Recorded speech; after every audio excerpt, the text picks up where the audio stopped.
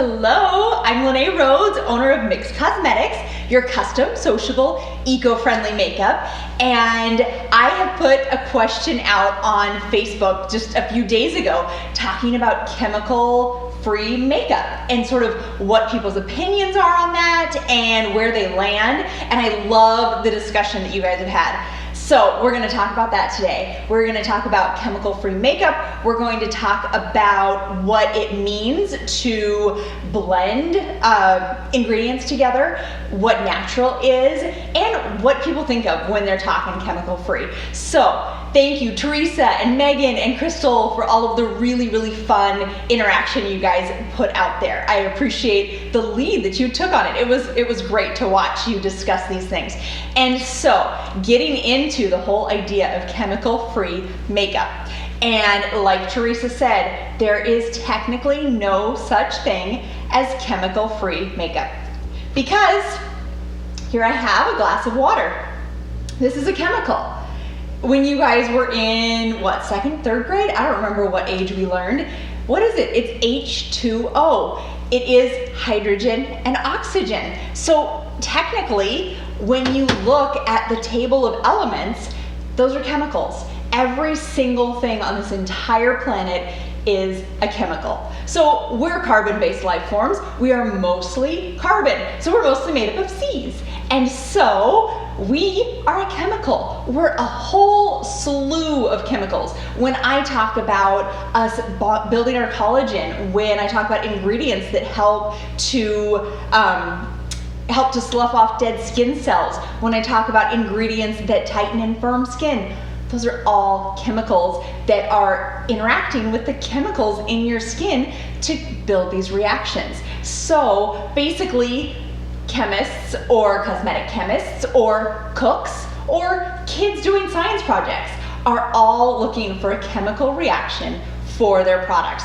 So I do not make chemical-free skincare, but the whole idea of chemical-free skincare, Crystal explained it really, really well. She said that she thinks of things that are natural, that haven't been interfered with by people. So it basically comes from the natural world. And I totally agree with Crystal that we should get as close to nature as possible with our skincare, because those things have been tested, tried and true for thousands of years. We have to thank our ancestors, 10,000 years ago, for trying out olive oil and finding out, hey, it's really, really good for our bodies and our skin. And we can squeeze it from these little seeds in the center of the olive that taste good. And hey, I feel better after I eat it. And then we have to thank our ancestors that tried that mushroom and went, and they died from it. And so these things that our ancestors 10,000 years ago, they've tried it, they've tested it. They know, is it good for us? Is it bad for us? And so we have to appreciate and thank them and say that we know we can use olive oil in our skincare because it's been tried and true for thousands and thousands of years. Olive oil has been, since the dawn of written history, people have been using olive oil. And this is in fact olive oil. So this is the olive oil molecule. As you can see, it's made up of a lot of oxygen.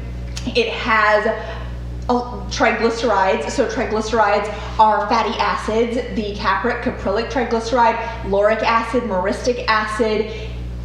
It also has oleic acid and linoleic acid. So it's really, really complicated. It is this bonding of these amazing constituents that help to build, strengthen, and solidify your skin. So it is this chemical bond. And we look at these 2D pictures and it doesn't look that complicated. You're like, well, there are just a few parts. But within each of these circles and in each of these lines, there are actually, this is where alkyls and fatty acids and some esters, some fatty alcohols, this is where they actually reside.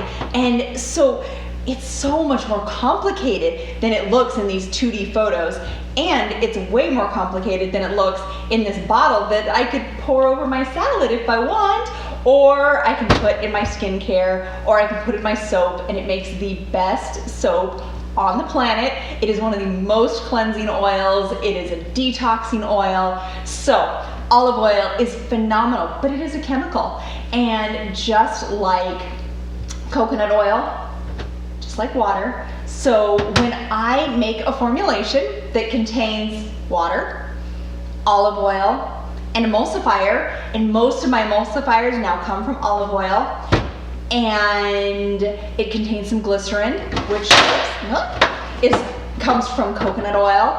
So I actually use these things that even when you're saying I want to use chemical-free skincare, because you want things that haven't been played with, that haven't been contaminated by chemistry, by people really, really tearing it apart and destroying it, and destroying the earth in the process.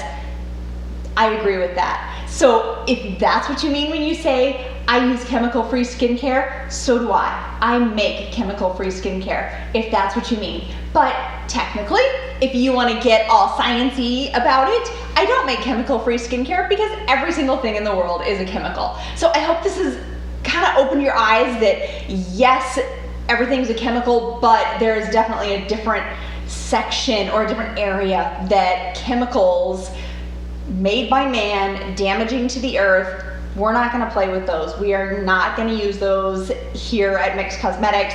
We're going to stick with that whole idea of chemical-free, or things that have been tried and tested and true for 10,000 years, and we know it's good for us. So if that's what you mean by chemical-free, I'm all for it. Enjoy your terms, and I hope this has helped, and we'll talk to you later. If you have any questions, as always, post them below. It's been great to talk.